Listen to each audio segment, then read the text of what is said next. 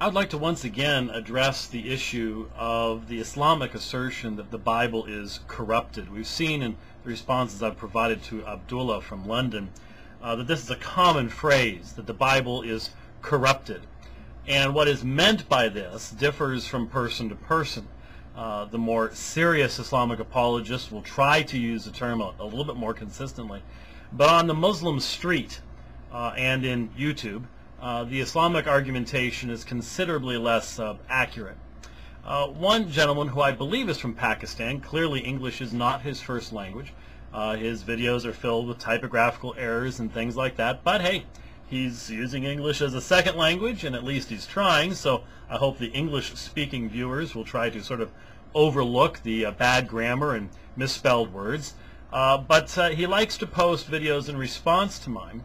And since his are a little bit more representative of the Muslim street, I wanted to respond to a recent one and again demonstrate that the average Muslim truly does not understand the issue of how documents were transmitted over history, nor do they understand the relationship of the transmission of the New Testament text to that of the Qur'an, and the fact that if they're going to utilize that term corruption of the New Testament, then they have to use it of the Qur'an as well, but they refuse to do so.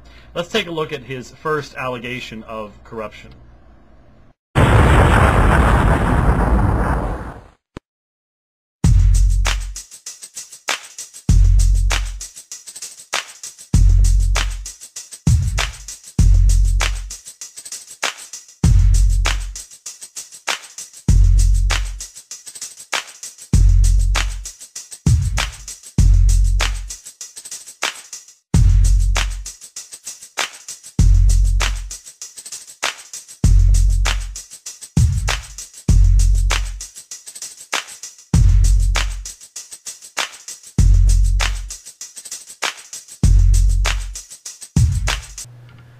Now immediately what we see is that in fact our Islamic friend here believes that any textual variation means corruption.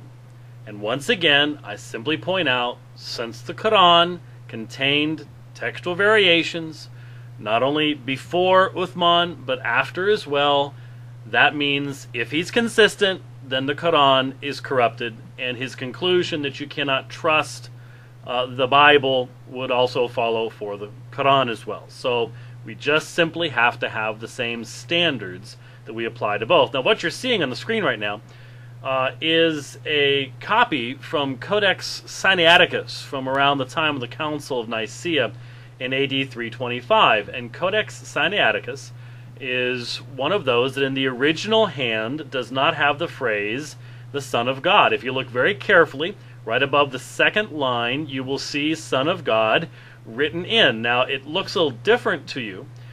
See those lines over the words? These are called nomina sacra. What would happen in the writing of the New Testament is that the sacred names would be abbreviated. And so you have Jesus Christ there, and then Son of God. All of these would be nomina sacra. And it's quite possible that in the original copying of Sinaiticus, that was just skipped because you had two nomina sacra in a row. That is one of the possibilities as to where this textual variant arose. But obviously the vast majority, including the earliest manuscripts, contain the reading the Son of God. And isn't it nice that we can look at these manuscripts and see these things? In other words, if we had had a Christian Uthman who had come up with a final version, then burned all this stuff, we wouldn't be able to check his work, would we? We wouldn't be able to do so. And that's the major difference between the Christian understanding of the New Testament and the way the New Testament has been transmitted to us and that of the Quran. We're going to see more examples of that as we look at the rest of these allegations.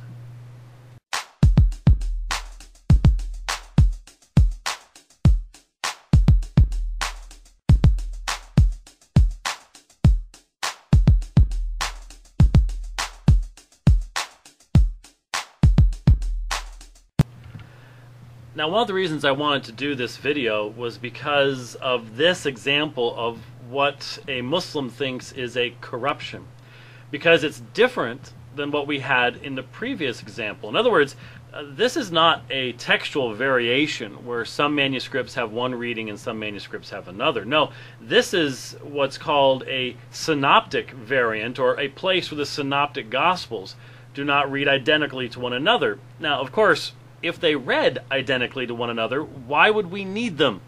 No one claims they're supposed to be identical. And pointing out that they're not identical is not much of an argument, except with people who don't have any idea why we have 4 Gospels anyways. So here, for example, on the screen, I have a segment from BibleWorks 7.0, where you have a synoptic window where you can put each of the synoptic Gospels and John in parallel with one another. And so we hear the assertion, well, what's actually going on here is that this has been changed. How does our Muslim friend know it's been changed? Does he really think that Matthew and Luke were just sitting there and slavishly following Mark? I know there's a lot of people who think that. There's a lot of reasons not to believe that at all. Instead, for whoever does the will of my Father who is in heaven, or for whoever does the will of God, he is my brother and sister and mother. Is my Father in heaven and God someone different? Where's the contradiction here? You're using different words to express the same reality. That happens a lot in the synoptics. That's not a corruption. That's just evidence that they weren't slavishly copying one another. Isn't it ironic that when they use the same terminology identically, people would say, well, they were copying one another, and it's a corruption anyway, so you can't win for trying. But this is not a quote-unquote corruption. It's just simply a normal aspect of the synoptic texts.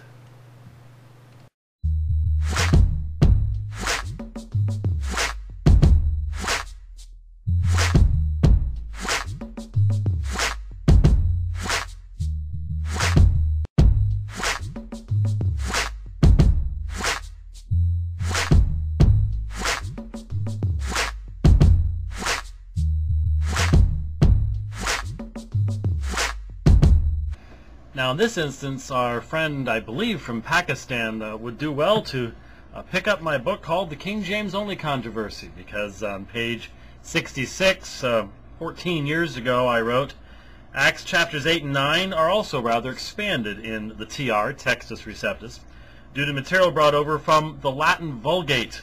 If one looks up Acts 8:37, when Philip said, If thou believest with all thine heart, thou mayest, he answered and said, I believe that Jesus Christ, the Son of God, King James Version. For example, in the NIV, one will not find such a verse outside the textual footnote, that is. The reason is the verse is found in only a very few Greek manuscripts, none earlier than the 6th century, and Erasmus inserted it due to its presence in the Vulgate and in the margin of one Greek manuscript in his possession.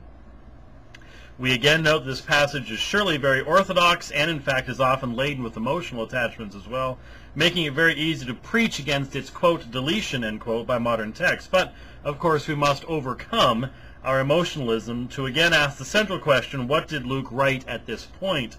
While the insertion surely speaks the truth, so would inserting the Westminster Confession of Faith between Titus chapters 2 and 3, but no one is going to suggest doing that. We cannot improve upon what God has revealed, end quote. So, if our Islamic friend thinks he's presenting to us things that we're not completely aware of, and have taken the time to look into the history of where, for example, the words of Acts 8:37 came from the Latin Vulgate, then our Muslim friend just is not really up to speed on the real issues in regards to textual criticism. It's not a matter of it being an oops. It's a matter of, once again, textual scholars recognizing the origins of these things. And again, if someone had just burned all the materials before making a final copy, how would we know that they had not done the very same thing that Erasmus did? That, again, proves the importance of having this material. It certainly gives to people like this objector material to throw at us, but is it really a serious objection? I would submit to you that it's not. Unfortunately, I don't have enough time in 10 minutes and 59 seconds to get to the entirety of this particular video, so I'm going to have to split this up and do a shorter video after this. I apologize, but that's the time limitations of YouTube. And I want to look at the last one because it does help us to illustrate something concerning the different sources that are available to us for the textual study of the Bible in comparison to that of the Qur'an. So we'll continue this, finish it up in the next video.